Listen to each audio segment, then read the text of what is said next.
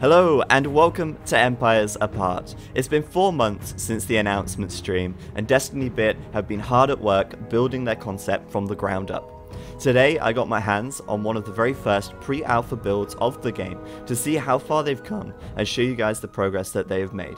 If you want to know more about the game and the development goals, check out the announcement stream video by clicking the annotation on the screen right now. I've also included links below the video where you can find the official website and social media channels for Empires Apart so that you can follow along with the development of the game as it happens. Please keep in mind that everything that you see here in this video is pre-alpha content. Nothing here is final and the game is still under heavy development. So there are a lot of placeholder graphics, a lot of placeholder things in the UI, a lot of features and functionalities that haven't been added in yet. But with that said, I want to tell you guys why I'm really excited about this game, because to me, I think this is such a great idea. I think this is going to be an awesome RTS at the end of the day, and some of the ideas and concepts that these guys have to bring to this game are really unique, and I think they're going to fit really well. With that said as well, a lot of you guys who are familiar with Age of Empires 2 are going to feel quite familiar with Empires Apart as well, because it does have things in common. It also has some very big differences, but it is still, at the end of the day, a medieval RTS, and that's the kind of thing that all of you guys, and I know I do, absolutely love. So on the screen in front of us, we can see the Aztec town center. It's worth pointing out that there will be multiple civilizations in this game. There won't be a huge array of civilizations, but there will be a good number of civs to offer variety, but also more variety within civilizations. One of the things that Empires Apart aims to do is give the player a lot of choices along the way as to what to unlock within their technology tree. So for instance, if you want to specialize in a certain unit, a certain type of unit, you can do that, but at the cost of perhaps lacking in other areas as well. So you really choose the development of your civilization as you go. So whilst there are less civilizations in the game, there is still a huge array of options available to the player as they go along.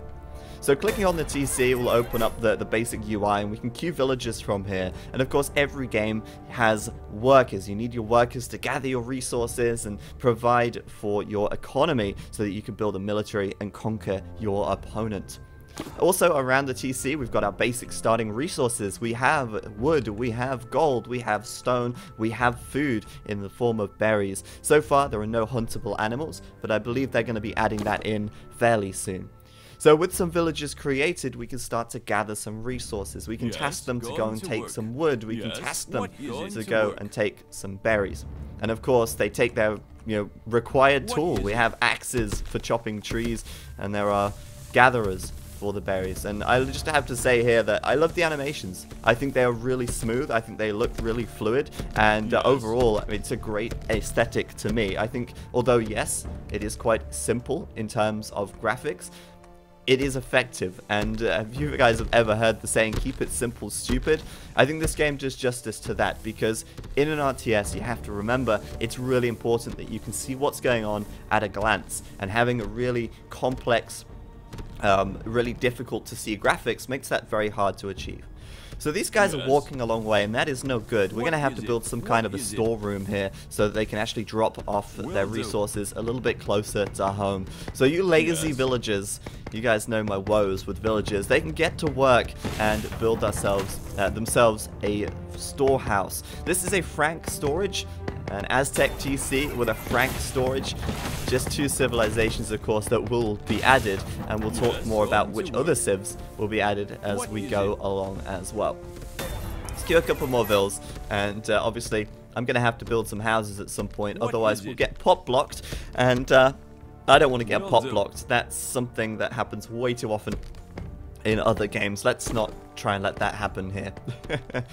So, obviously, a few bugs here and there with dropping off and things like that, but like I say, you gotta remember this is pre-alpha. A lot of things are not fully fleshed out yet.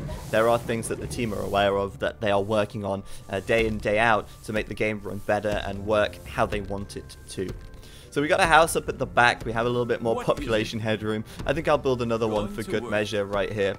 Yes. We'll grab these other villas, and I guess we'll start building a military building. We got a barracks right here, and this is a Chinese barracks. So we have the Aztecs, the Franks, the Chinese. And from the barracks we can create 5 units so far. We've got the Spearman, the Eagle Warrior, the Heavy Swordsman, the Chukonu, and the Cataphract. And I'm going to create one of each to show you guys how they look.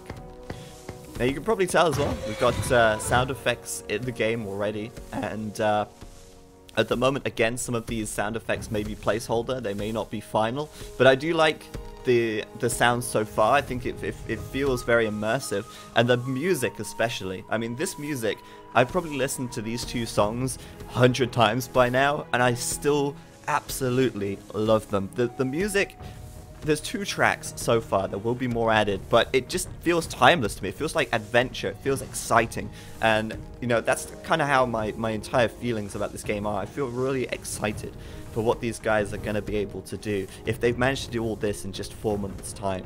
So we have the barracks right here. We'll click this and we'll queue some units out. The Spearman, the Eagle Warrior, the Swordsman, the Chukonu, and the Cataphract, which of course, as you guys know, is my favorite unit from Age of Empires 2. So we'll grab these guys here as well. We've got some more buildings. We've got a blacksmith to throw down, and there's also a watchtower which is available to build at the moment as well. So here we go, the first unit out. What is it gonna be? It's a Saracen Spearman.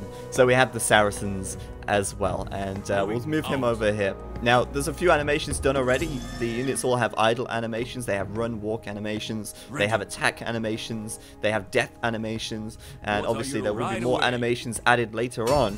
For now, like I say, this game is all about proof of concept and showing a variety of units, a variety of different styles, which will all eventually mesh together in the final game and be padded out with more, of course. Ready. So over here, we'll move these units over. Move these units over. We have the blacksmith. At the moment, there's nothing we can actually do from here, but I just love the way it looks. I love the way it looks. And I think as well, something I'm really loving is that you can zoom right in. You can get really, really personal. Let's just see how personal we can get right here at the foot of this watchtower, which feels absolutely huge in comparison to these. I mean, look at that. This feels like it has so much height, so much depth to it. And I think that's something that they pulled off really well here. At the moment, obviously, if you send a unit behind a building, they don't have an outline or anything, so he's kind of invisible. But that, of course, will be added in later on. I just love the sense of scale. I think the scale feels really, really nice. I mean, it's a believable scale, isn't it? I mean, this guy, he's gonna fit in this house. I mean, okay, maybe he's a little big for that house, but the watchtower is it feels grand, and I really, really like that. So we got all of our units built at the barracks. Obviously, we'll have archery ranges and stables. For now, it's just a barracks because they don't have the other buildings added into the game just yet. And here they are in all their majesty. And although, yes, the graphics are fairly simple in style, the lighting and the way that the shadows are and everything in this game, I think it looks really elegant, to be honest with you. I don't know if you guys have seen this yet, but like the lighting, it sometimes glints off of the metallic parts of the weapons, and it just looks really, neat. So we got a few units, but these guys are not going to be much good if they don't have anything to fight, right? So I guess what we'll do is we'll throw down some enemy swordsmen here and have a little battle. We'll first of all send the spearman in, and he's going to start attacking. And the nice thing about the spearman is he actually attacks from range, so you can actually have multiple spearmen attacking over each other's shoulders, for instance. Against a heavy swordsman, though, of course, the spearman is really not doing a lot of damage, and I guess as well the Chukonu probably isn't going to do a huge amount as he fires his arrows in there. That swordsman, incredibly heavy armored and taking quite a beating. But let's bring the Cataphract in, because he's obviously a little bit of a heavier guy. He's going to be whacking in some blows right there. And he is, I mean, that weapon, that looks like it has some weight behind it, doesn't it? As he whacks that Frank swordsman into the ground. Down he goes. And yeah, at the moment there's not a huge amount of like blood and gore. I do believe they'll be adding like blood splatters and skeletons maybe, things like that. At the moment the units will just fade into the ground. But at the moment, like I say, there's still so much to be added that it's just, I think it's so awesome just to even have these death animations and everything looks so fluid and so good together.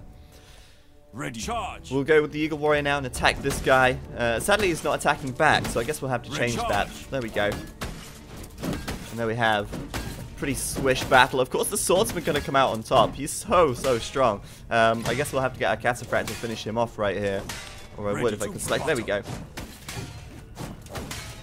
Of course, in the UI, you can see that the units have different classes, like the Cataphract, of course, is a heavy cavalry unit, and there's some placeholder stuff right here. I'm guessing HP bar, for instance, but I'm not sure what these are just yet, because, well, they are placeholders, and I don't know what those values correspond to. Obviously, the units are going to have an armor, an attack, maybe, an attack speed, things like that.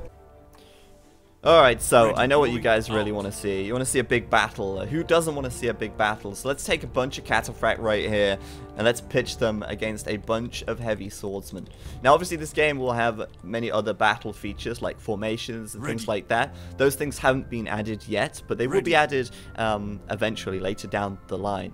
There will also be things like hill bonuses and things like that. But for now, let's just go for a little bit of an engagement. And bear in mind, before we do this, pathfinding is still very early as well. The pathfinding in the Unreal Engine is apparently not that great for RTS games, and I believe the team are going to be rewriting and making the pathfinding much more improved so that it can be, the battles can flow much better. But let's just go for it anyway. We'll select all these guys, tell them to attack. These guys, they're going to charge in as well, and now we've got ourselves a little bit of an engagement. The guys at the back scrambling to get involved. And I like this because you can see what's going on. There's a battle over there. There's our base over here. Let's just quickly, we could do some eco stuff, but we can come in and we can zoom right in and see what these guys are up to. And they are absolutely going at it. Look, it looks awesome. It looks really awesome. But like I say, the pathfinding needs some work, and for that reason, we're not going to see vibrating units in the final game. These guys are going to be able to find their target and absolutely massacre them. These red swordsmen are on a bit of a rampage, though. I think I'll let them stop right there before they destroy my town and I get salty about it.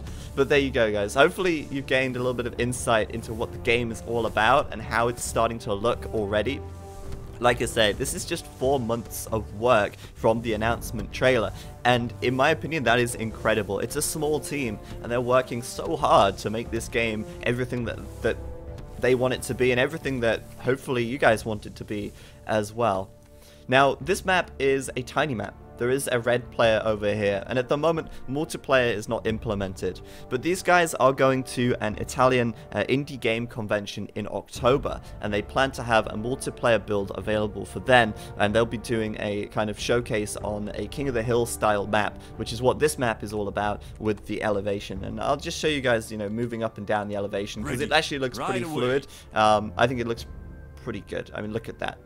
Going up and down the hill, up and down the hill. Looking strong as ever.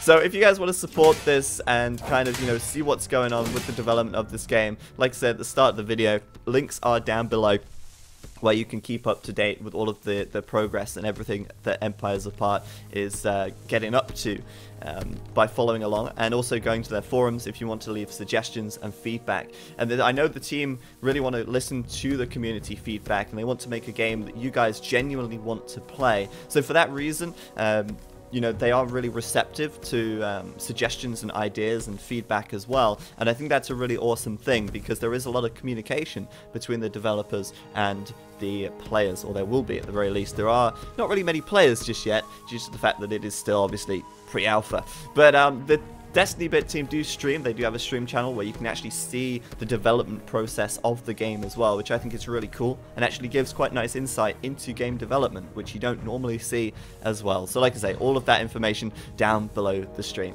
But thank you very much for watching. Hopefully you guys are excited, as excited about this as I am, and I really can't wait to see more of this in the coming months and keep you guys updated with what's going on. But thank you very much for watching. As always, guys, I've been Zach, and I will see you next time.